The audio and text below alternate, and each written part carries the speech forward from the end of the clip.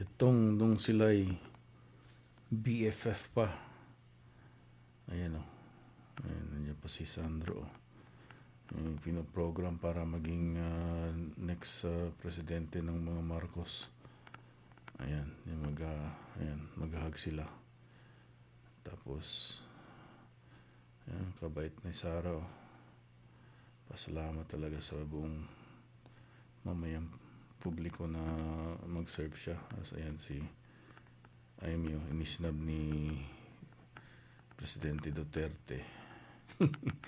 Siyempre. Ayan o, daghang salamat. Naka si Sandro, hindi niya pinansin si Sara Duterte o. Ayan, pasalamat sa digong. Sabay tingin o.